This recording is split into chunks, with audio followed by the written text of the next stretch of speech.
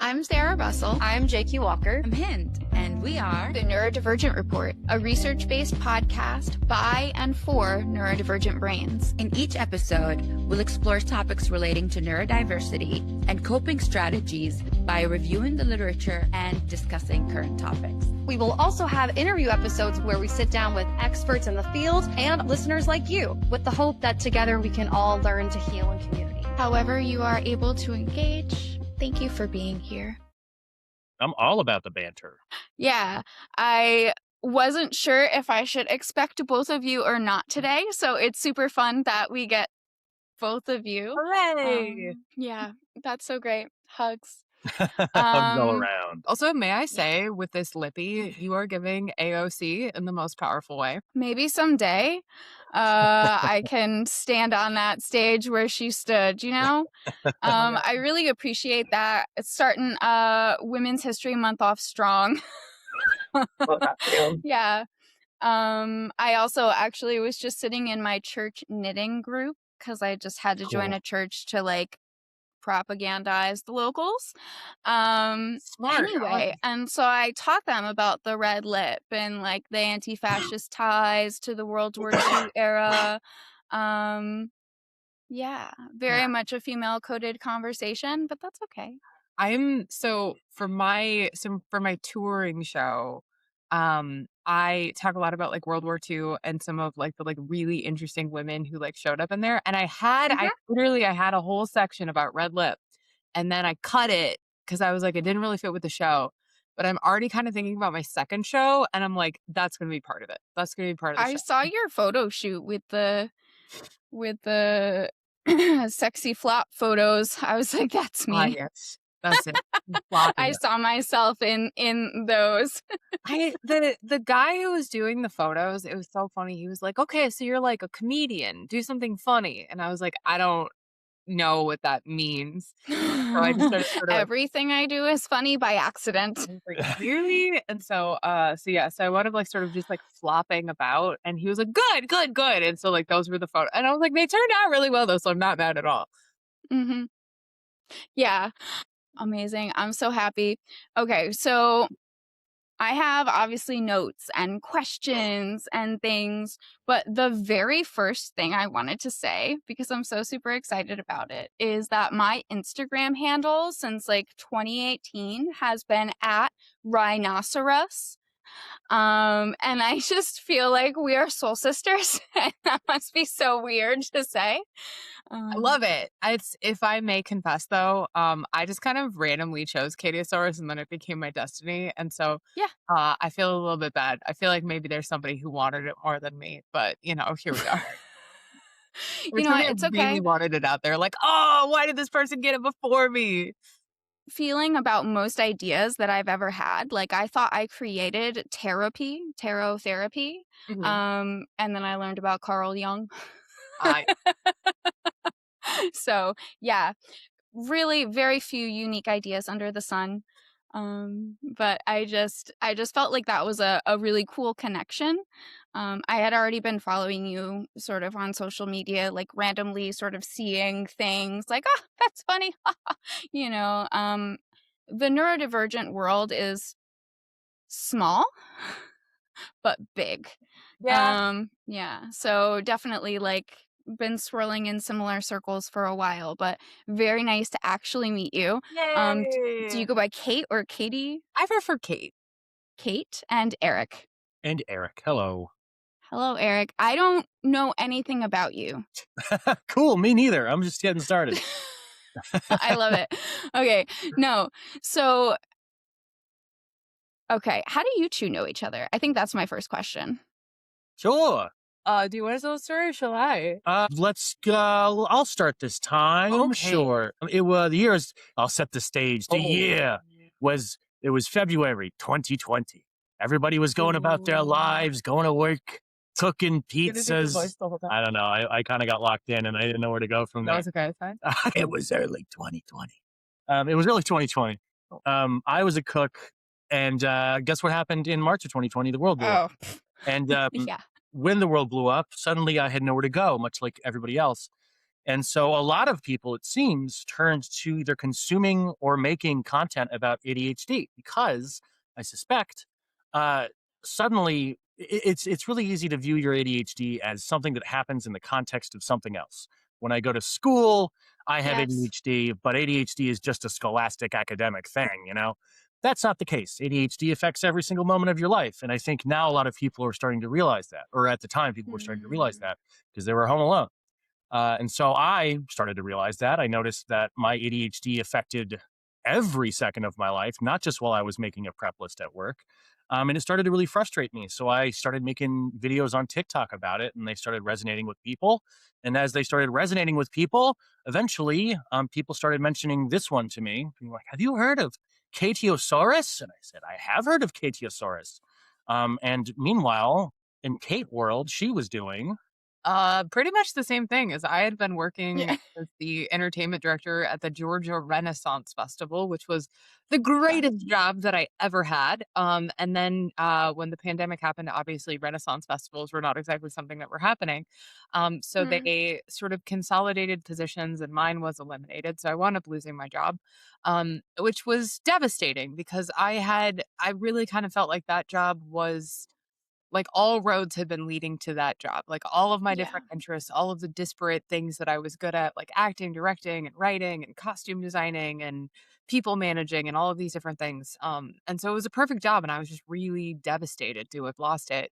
And so the same thing kind of happened as I was home alone by myself, and it happened that I had a pile of boxes in my hallway.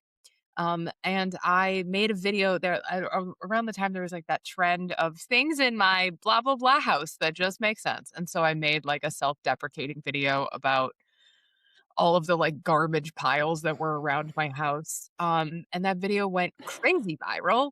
And then in the comments, people started asking questions about like ADHD and brain and all of these different things. And then just kind of like one thing led to another. And at some point, I think somebody kind of said the same thing to me. They said, hey, have you heard of this Eric guy? So I messaged Eric and I said, the laws of ADHD TikTok say that we must do a collab.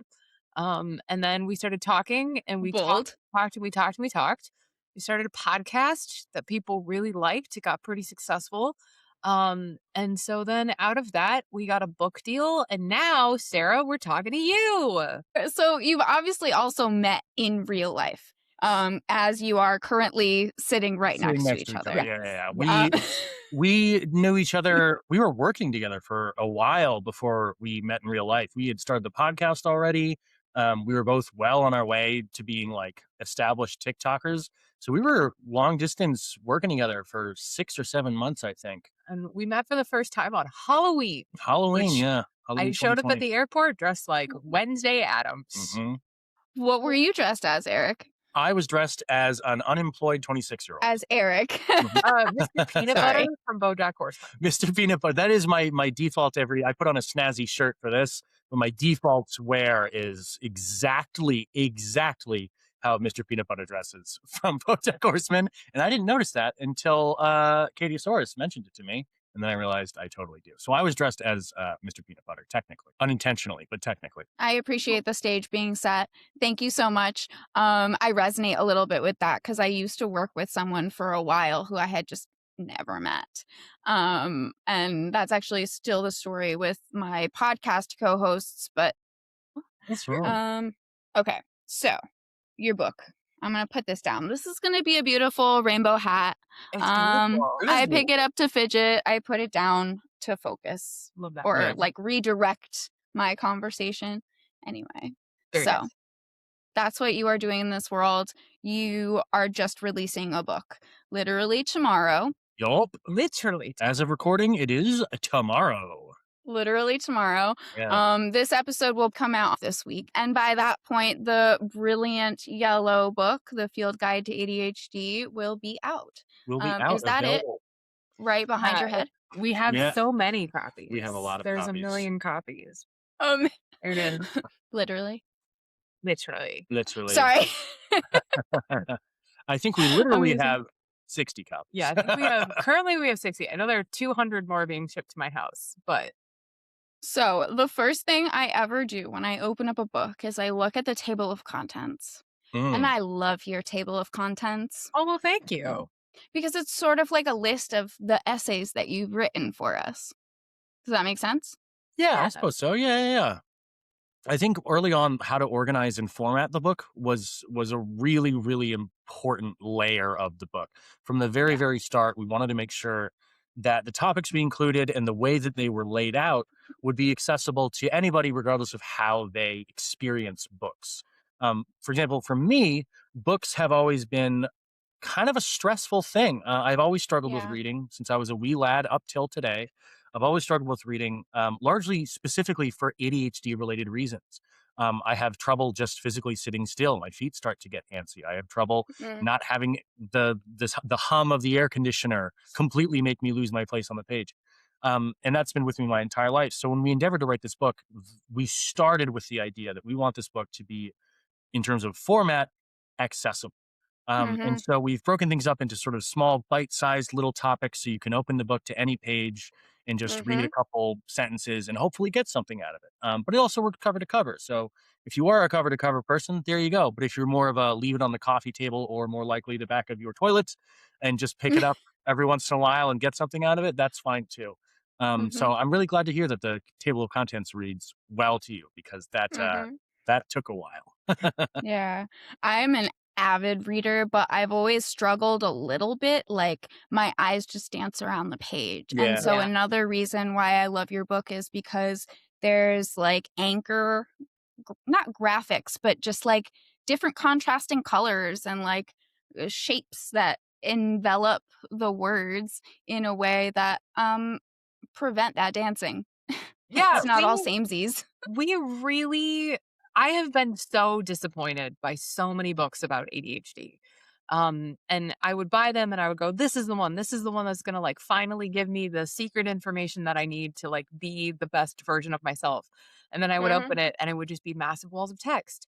And that was really Yeah. frustrating to me. And so like Eric was saying, when we first started writing this book, from the very beginning, we wanted to make sure that the book was accessible as possible. And so when we came to the layout, we really stressed wanting to make sure that things like color coding happened, things like, gradients and variations in color, the font. Graphic Yeah, design. graphic design. Graphic design is my passion. But like we really worked really hard to make sure that a, a lot of people with ADHD will be able to at least get something out of this book. And Thank you you. don't have to Yes. read it start to finish. Like that's the biggest thing with this book is that we designed it to be able to sort of just like flip through to a page that catches your attention because of the layout or the pictures or whatever. Or the subject matter. The subject matter, whatever it might be. But just flipping through, and then if you follow that train for a little bit, it goes back and forth. So it's kind of works as like a choose your own adventure book. Kind of works as like a bathroom reader book. But the idea is not to punish someone into having to read a book start to finish in order to enjoy the material. Mm. Or in order to like use any of the strategies. Yeah, Um, Oh yeah, exactly. totally. I hate that. If I have to sit through like the first half anchoring in your philosophy, I don't Yeah. know if I'll get to the second half. Yeah, Yeah. exactly. But that's very much not what you guys are doing. I think I opened up and I was curious why you started your introduction with the late 2018 period. So 2018 was when I got When you got yeah, when I got diagnosed. diagnosed. So my ADHD diagnosis story is kind of weird. I actually had an ovarian torsion. And so I lost an ovary. Is that a twist? Yeah. So my ovary twisted and fundamentally the circulation was cut off and it died. So then Yeah. I almost died. Did that hurt? Oh, it was not the best thing that ever happened to me. It was not the best thing. And so, Yeah. but as a result of that, I had to get my ovary removed. And so your body kind of adjusts hormones and compensates. And as somebody who had not been diagnosed with ADHD up until that point, I had no idea that ADHD and hormones are connected and that your hormones can impact your Well, ADHD. in 2018, they didn't really know that either. But Yeah, right. That's new. That's new and fresh. And so, Yeah. and so in Yikes. 2018, I wound up Okay. getting my diagnosis. And Yeah. then that was kind of the first part of the journey. And so then I spent the next kind of 2, 3 years just learning everything and like learning how to recontextualize my brain and work with my Yeah. brain and forgive myself and accept myself and all of the stuff that, I hadn't been able to do when I was younger because I didn't know that I had ADHD. Okay. So, yes. So that's exactly, well, I have a very similar diagnosis story, but in 2018, I called it my tower moment when I was taking notes for this book. For anyone who doesn't know, the tower is a tarot card referring to like that moment where life strikes you with lightning and changes everything. And that very much happened for me in 2018 as well. But for me, it was like leaving an abusive relationship. Oh, wow. Um, Although getting diagnosed with ADHD is kind of also a tower moment because it's like rejecting the abusive standards that society have set for us. Yeah, So absolutely. sort of similar journey. Um, Eric, did your life fall apart as well? Or did you, When I got diagnosed, or right before, yeah, sort or of leading to the thing. my diagnosis story is very different. I think I embody Okay. a certain sort of archetype of guy with ADHD diagnosis, where Cate embodies a different archetype of adult getting an ADHD diagnosis. Um, I was diagnosed when I was 15. And so that sort of happened for me as I was always a rowdy, rambunctious little kid. Like I knew what I was supposed to do, so I could sort of like sit down and shut up in school. Sure. But in my regular life, I was all over the place. And I never cared for school just because I was whatever. I don't know. I was a little kid. I was hitting hammers with rocks and stuff. But then school started getting really interesting. Middle school into high school, like science starts being cool and math starts being cool. So I was like, man, dude, there might be something to this school stuff. And I think I'm actually pretty smart, gall darn it. And I want to learn some of this stuff. And so I started trying to focus in school and pay attention and do my homework and be a good student. Cause I was like, hey, if I want to be an astronaut or something, I got to get good Yeah. grades. And I couldn't do it. I still couldn't do it. Even though at this point I had decided, I was like, this is what I'm going to do. And I would bring my books to the library and I would have all my homework and I would get to sitting there. Like I really was all in and I Mm, just couldn't. Like the longer I stared at a single page of homework, it was almost like a feedback loop in my head where it was just getting louder and louder and louder and louder and louder. And the only way to stop it would be to change what's happening. Stand up, go yeah. over there, or start doodling over here, or just makes there be something new to get that echo in my head to get quieter. And that was a really devastating moment. That was a really shattering moment when I realized that I was going to be limited on what I was able to do because of my own brain. And it wasn't a Yeah. choice I was making. It wasn't a matter of effort. I was trying everything I could. It just wasn't the way my brain was wired to sit in a quiet Mhm. room and do homework. Um, and And that I was, totally get why that would be devastating too, though, because we were taught mind over matter.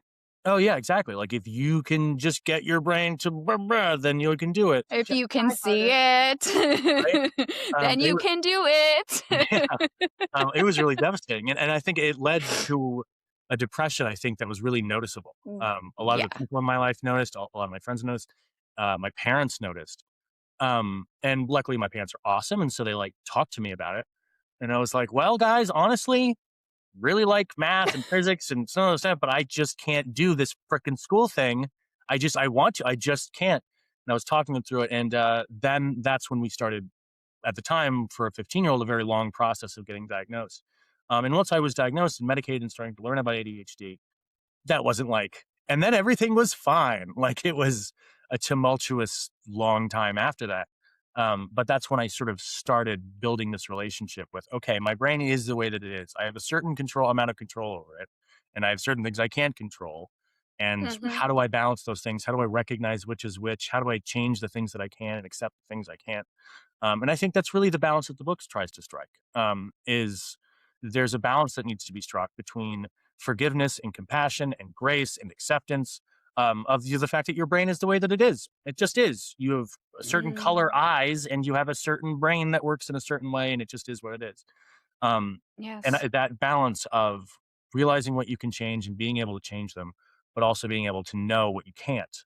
And so the book, I think, tries to drive home an ethos or methodology for sussing out what those things are.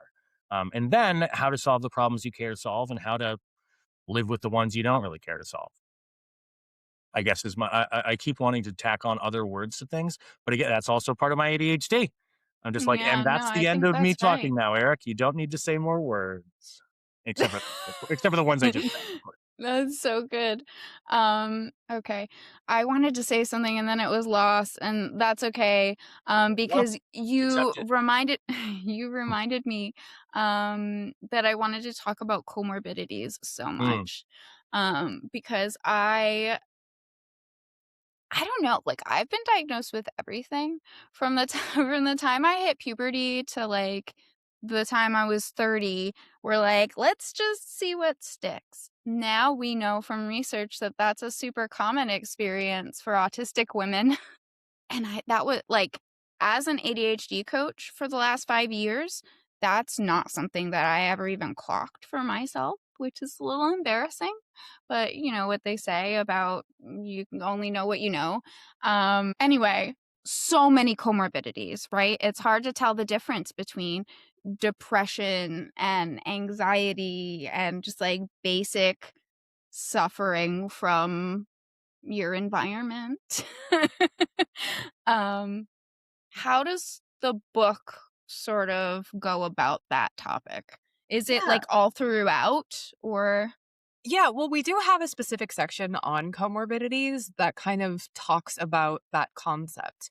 Um, but one of the things that, again, I get really frustrated about, especially specifically in the work that I do, which primarily surrounds ADHD and intimacy, relationships, sex, that kind of thing, is that there's this sort of idea that ADHD exists only by itself on a little tiny island. And so often when you read books about ADHD, they don't really acknowledge the fact that you might also be living with depression and or anxiety and or autism and or OCD and or sleep issues and or sexual dysfunctions and or addiction issues and or food issues. Like the list goes on and on and on and on and on. And for like a majority of the people with ADHD, it is never just ADHD. And if yeah. you talk about ADHD as a singular island, it can be really easy to go, oh, well, just get a planner. You struggle with organization, just get a planner, right? But if you talk about ADHD and depression, then it's like, all right, well, what do I do when I can't get out of bed and my executive functioning is being impacted? Or if it's depression and anxiety, what do I do when my anxiety is so bad because I'm worried that I'm going to be ruining my own life and I'm not going to get the job that I want, and on and on and on and on and on. That's a very different experience. And so a lot of the book, it sounds kind of funny to say it like this, but like we don't solve that problem. Like that's not the goal of the book. The goal of the book is not to Mhm. solve that problem. The goal of the book is to teach the reader how to do that work for themselves and to identify those needs. Because I do You not know know. yourself best. Yeah, you know Mhm. yourself best. And what's kind of funny is that on my show, I have a show on understood.org called Sorry I Missed This. And what has kind of become like a running joke on the show is that every single episode is about knowing yourself. Every single episode is about learning how to identify your own needs. And so that's kind of what the book is about, is because I don't know what it is like to live in a brain that does not have anxiety, but there are some people with ADHD who never worry about anything, and that seems fake, but it is also medically true. And so for those people, they're going to need different supports. They're going to need different structures. They're going to need a different way of being that allows them to maybe develop a worrying That capacity sounds or dangerous. right? Yeah. You know? And so yeah, so the book is not about here's a list of, just get a planner and you'll be fine. The book at its core is about learning how to name your wants, name your needs, name your strengths, name your weaknesses, and own them and say, it is Mm. okay that I struggle in these capacities. It is okay that I'm always on time. I'm the most on time person that I know. And because I like being on time. it is like whenever I'm on time, I'm like, I did it. I got my my on time gold star. And so like that kind of stereotype of like the person with ADHD who's always running 15 minutes late, like that does not apply to me. So because I have built systems and structures and ways of being that allow me to be on time. And so yeah, so comorbidities are really interesting because they not only do I think they define our particular sort of categories of like wants and needs, but they also create a really interesting kind of like Venn diagram of where things help, where things hinder. Yeah, I love that. I remembered what it was that I was thinking Oh, about. good. As Eric was talking about emotions and identity, going through like deep sadness about recognizing limitations, it was sounding very much to me like the process of like the stages of grief. Oh, yeah. From people dying. And I'm really into the origin of things. So I learned about where the stages of grief came from. And it was end of life psychologist who is helping people like understand what they were going through as they were dying. But I really like to use the stages of grief to talk about accepting your neurodivergence. And neurodivergence to me means like, yeah, your mental diagnosis, but also your social status, your social economic sort of state. It's everything. Yeah. So I love the stages of grief for post diagnosis, like identity reformation or Yeah. something. Yeah, absolutely. I think Yeah. people with ADHD, I think, exist in a state of grief a lot of times. I mean, a lot of the time, not in like full on horrifying, crippling grief, but every time we pick up a new hobby. Well, I don't want to speak for every single ADHD person, but I have had this experience and talked about it, and I know other people identify with it, so I'll just say that. But whenever I pick up a new hobby, I'm like, oh my gosh, I've finally discovered who I am. I am a person who's going to make pottery. Oh my gosh. Finally, all the wasted, 31 years old, I finally figured it out. I'm going to make pottery. And you do pottery really hard for like a couple months, maybe a month, maybe a week. But at some point, you kind of stop, you jump off the pottery chain and you start saying, okay, maybe something else. Mhm. Um, and that can leave you with feelings of guilt about unfinished projects and all that stuff. But it also leaves you with, I think, a much more insidious hurt, um, which is you just had the experience of finding yourself, of finding Yeah. your own identity, only to find out that you were wrong. And so Again. now you have to mourn and grieve that sense of identity that you just Yeah. lost. I mean, there was a 2-year, 3-year period in my life where I And then do it really, all over again. yeah, I was going really hard on being a sourdough baker. And I was pretty good at it, and I was well on my way. Same. It's awesome, isn't it? Oh, it's the best. I was well on my way. I was doing really well. I was bumping the right elbows. I was becoming skilled. But at some point, I just kind of realized it's not the life I want to live. Getting up at 3 in the Mhm. morning and going into the bakery alone for 5 hours. Wow. I Like sp- professional grade. That's serious oh stuff. yeah, professional grade baker. That's Um, serious stuff. and I realized that's not what I wanted. And that is a terrifying. That's a really shattering feeling. Like, oh my gosh. One, there's some cost. You're like, I've spent 3 years doing this. I think it was more than 3 years. I mean, it was a slow burn. Um, Yeah. but also, I really thought I figured this whole thing out. I thought I figured the solution to the puzzle. Oh I my thought it was just gosh. easy I from have here on such out. a similar experience to It's you not. too. And people with ADHD can go through that like once a week Yeah. as we experience new hobbies and learning about new things, new hyperfixations. And that is fucking exhausting. And after a while, you're like, you Awful. know what? Why am I trying? Like, why am I Ugh. trying to figure out what my true calling is if I know if it's just I'm going to think I found it and then it's going to change in 2 weeks. And that's a really hard thing to navigate. I think at the end of the day, we all are constantly changing beautiful snowflakes and all that. So like, Yeah. your hobby is finding hobbies, which is interesting in itself. Ice sculptures. Yeah. But either way, I think that constant state of grief and I guess anxiety about I'm not worried I'm not going to like it. I'm worried I'm really going to like it. This figure skating class or whatever, and I'm going to get really into it for a month and then drop it. and then have to mourn my identity as a figure skater or something like that. I don't know. I Mhm. think grief is surprisingly present in the ADHD experience. I mean, that's Yeah. exactly my journey as well. Like, I found this thing that I loved more than anything else in the world, and that was Shakespeare.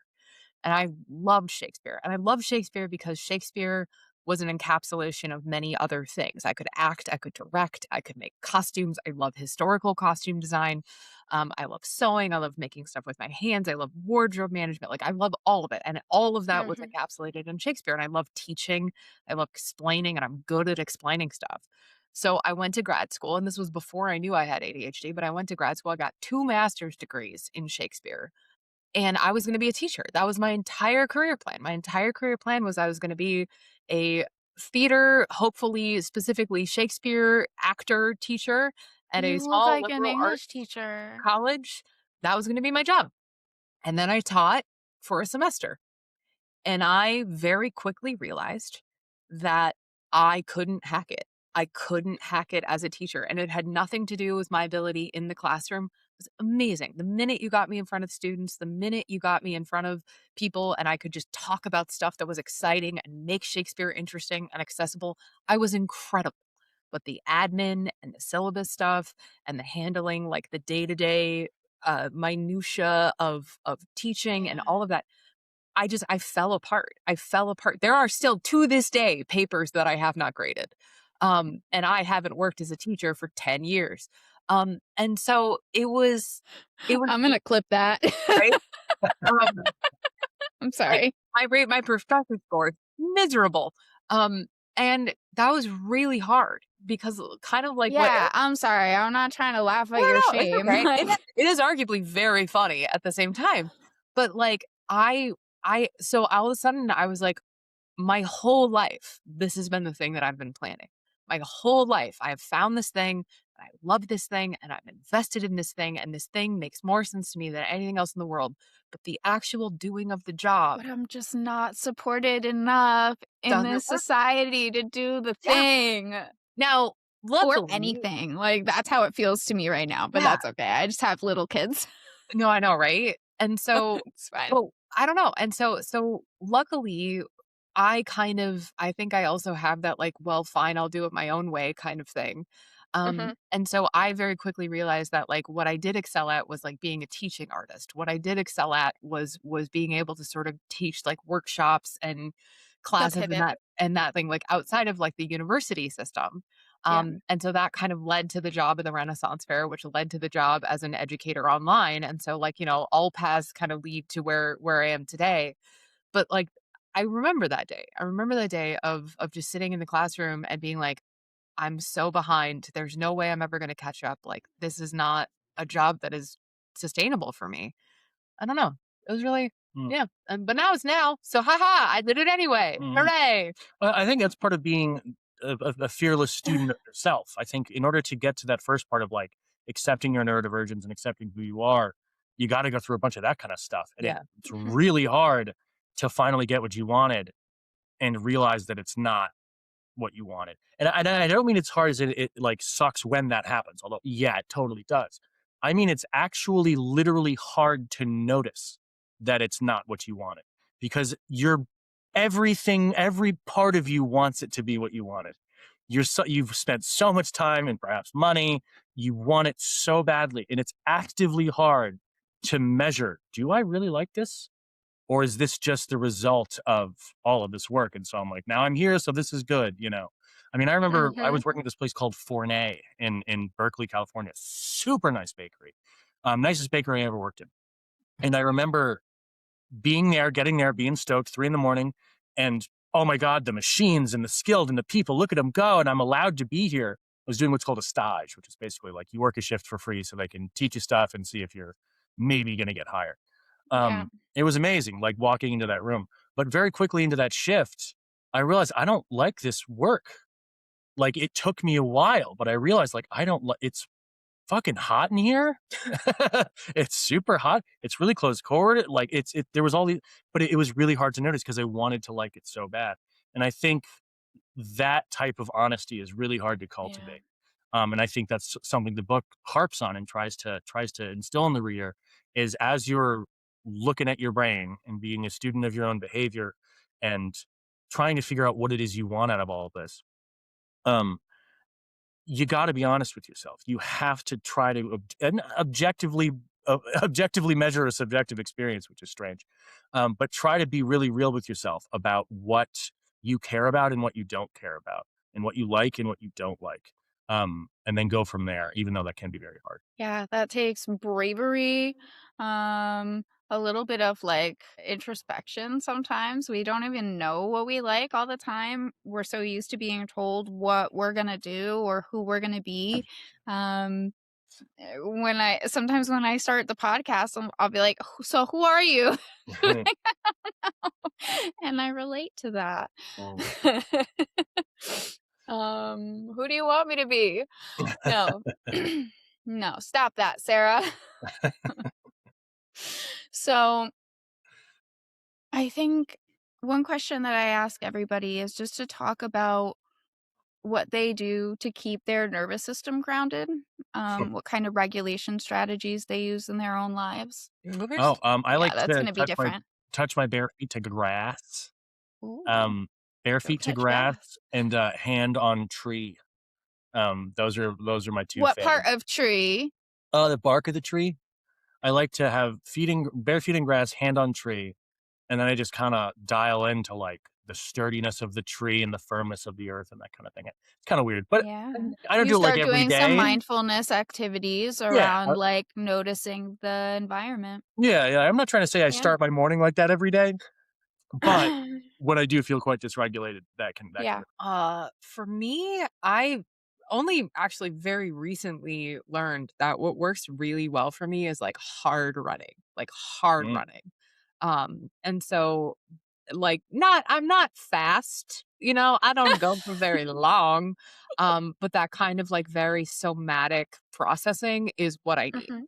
And in fact, somatic processing is like so important that I wound up switching therapists to finding a therapist who can like help with like the somatic processing part of it, because that's the thing that it turned out that I've been struggling with the most, was just that like very classic, like I'm a head attached to like a floating meat sack and never the two will interact. And so once I started realizing that uh just somatic processing and like being in my body um really helped to oh man, I just completely lost my train of thought, which is the most ADHD thing ever.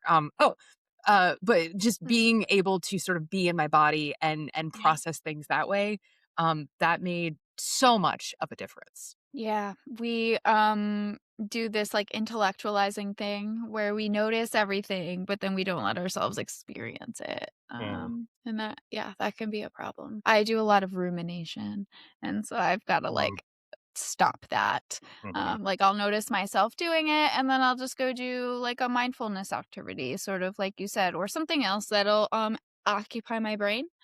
I actually love how both of you have, like, opposite ends of the spectrum. Like, Katie, you suggested something that's, like, very, physical. Yeah. Yeah, And it's kind of funny, which is honestly like one of the reasons why we chose to write this book together and do this project is because Eric and I really do kind of like yin and yang when it mm. comes to the ADHD experience. Eric was diagnosed early. He was a person who's yeah. struggled in school. I'm not No, I trying to totally like did. be, yeah. But I was the opposite. I was the burnt out gifted kid who put all of my self-worth into succeeding. I was late diagnosed. I was a person who fell through the cracks. Eric's regulatory practices are very opposite to mine. Our needs are very opposite to each other.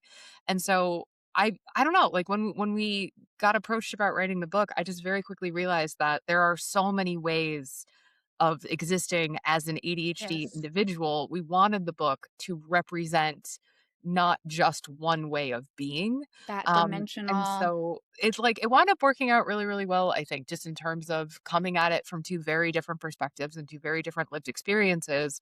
I think it creates the book as a much more welcoming and inclusive book for everybody. Yeah, I agree. Totally. And I see that in you guys. I love that. I think that's nice. Um I think that's nice. Secretly, if you could force everyone to adopt one of the things from your book. No, it's too harsh. No. I like it. Oh, I that's like interesting. it. That's a good question. I know what mine is. Do you know what yours is? Not. Yeah, I got a couple candidates. I'll see.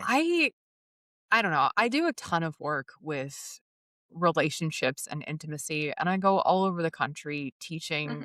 workshops and classes around intimacy and communication. And over and over and over, regardless of neurotype, even, right? Like I have like just the most, I was gonna say bargain bin, but that sounds super rude. Like just like the most regular brain people, no ADHD, no nothing. They're just regular old people. But there's such a fear around naming our wants and naming our desires. There's such a, especially in femme presenting folks, there is this idea that if you ask for what you want, you are bitchy or demanding or rude or whatever. And over and over, when I do these workshops, it is mind-boggling to me. Just in the like little exercises we'll do in the class of just, hey, let's spend 5 minutes and you get to just ask for whatever you want right now.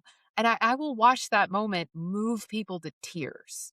And so that's what I would institute, I think, is like if I had a magic wand, I would just give people the ability to articulate their needs and their wants and desires without feeling shame or guilt or embarrassment or like they have to apologize for them Mm. because you don't and you shouldn't. Mhm. I love that as like a fairy godmother wish. Yeah. What about I you? love that. I think the book talks a bit about patience, the importance of patience, and how we often hope that other people are patient with us as ADHD folks. When we forget something in the middle of a sentence and we have to sit there and remember whatever, we hope that people are patient with us. But the book also I advocate for also being patient with them. Be patient with the neurotypicals. If you expect patience from them, you should also give them patience, as well as be patient with yourself. So I think if I could have people adopt one thing from the book, it would be to be endlessly patient with yourself and endlessly patient with others. I mean, perhaps not endlessly, within reason, As a within mom, though, reason. I ship that advice because, yeah, gentle parenting requires endless patience, Mm, um, and even setting limits in the like setting limits while also being sweet is mm, the hardest skill. balance. What a tightrope. Like elementary teachers are strong. Mhm. Okay, so if anybody's interested in learning more about you, where can people find you on the internet? I'm Hey Gude on the internet, HeyGude. My real name is Eric Gude if you want to give me a Google or something. Most of my content is on TikTok, but if you search that name, our book should come right up. Yeah, and you can find out more about the book. You can also find out more about my national tour Mm. that I'm going on as part of the book over on cateosaurus.com. I'm Cateosaurus on every platform that exists, so you can find me there. I have a newsletter. I think that's all of the stuff, right? Oh, we have a podcast. It's called Cate and Eric's Infinite Quest. What up? I'm also the host of Sorry I Missed This on understood.org. We're a podcast about ADHD and its impact on sex, relationships, intimacy, and communication by women, for women. And it's pretty good. You could listen to it if you wanted. And yeah, if you want to check out the ADHD Field Guide for Adults, by the time you hear this podcast, it is available wherever you get your books.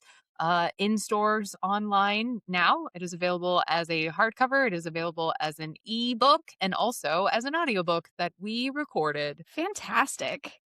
That was so well done. Thank you. It's fun. I don't know. I feel like I did I'm not not gonna know that. record that one. So see, in my head, I was like, oh, that was terrible. Like you really, really blew that one. So the fact that you It were was, like, that was great is I don't know. I don't know. That was it so was, good. Just like a real podcast. I know. I think I have like a little bit of practice, but I think some of it is just like say the things that you need to say and then shut up. That's so funny. We're not super good at that, just as ADHD people, knowing like what is the right context to give. So that's totally fine. I'm gonna ask you one surprise bonus question. It's from a deck of cards because Okay. I love novelty. Love that for Um, you. It's Delve from the Delve deck, Joy Edition. It's a company called Boardwalk. Cool. They're angry artists in LA. I'm not affiliated with them Cool at agent, all. honestly. But You become an angry artist when you get to LA. Yeah, it's true. Having been there. ooh, okay. Interesting question. What mundane thing seems like wizardry to you? Mm. Oh, that's a very good question. Right off the bat, when you're filling up a car with gas, how it knows when it's all the way full and it goes ka-choom. Amazing. How the shower knows to pull up the little drain thing at the bottom when you turn off the shower and the little spout thing goes ka-choom and then it drains. It happens automatically. Mechanisms. Crazy. Yeah.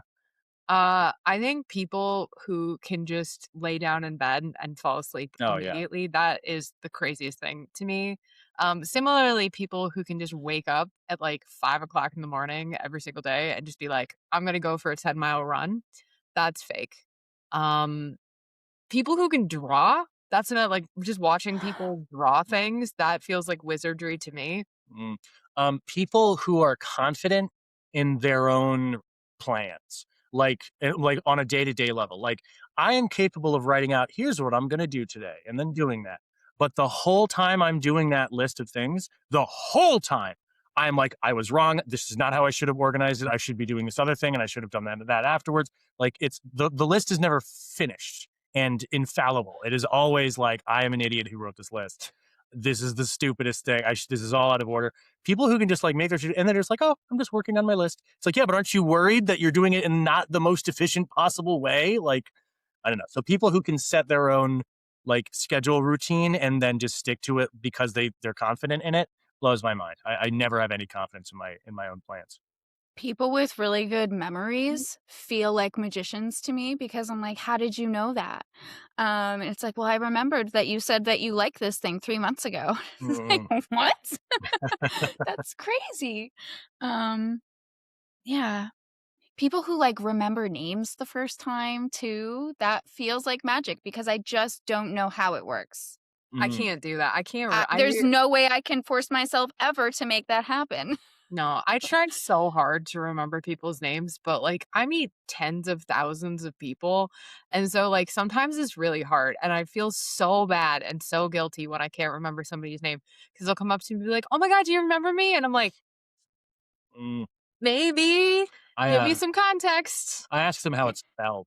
If somebody's like, hi, I'm Steve, I'd be like, is that Steve? Yeah. Like, I don't know. For some reason, it just locks it in for me. Maybe it's because you're seeing it in your head. I almost certainly is. I'm a very visual person. Yeah. Oh my gosh, I'm jealous. Anyway, okay. Well, thank you so much, you two. Yeah, thank you. Yeah, it's been great meeting you. Thank you so much for having us. We really enjoyed chatting with you, and thanks for all the work that you do in the community. Thank you. Ditto. Sorry, that was pretty encompassing. Yeah, ditto. Thank you very much. I appreciate that. Thanks for being here. If you want to connect with the Neurodivergent Report, you can find us at ND Report Pod on Instagram, Threads, TikTok, YouTube, Blue Sky, Substack, etc. If you're looking to support the show, the best thing you can do is subscribe and leave us a 5-star review. Please do that. And hey, if you want to check out more about us, visit our website at ndreportpod.com. And you can also go there if you want to be a guest contributor on the show. Until next time, be well, do good. Bye.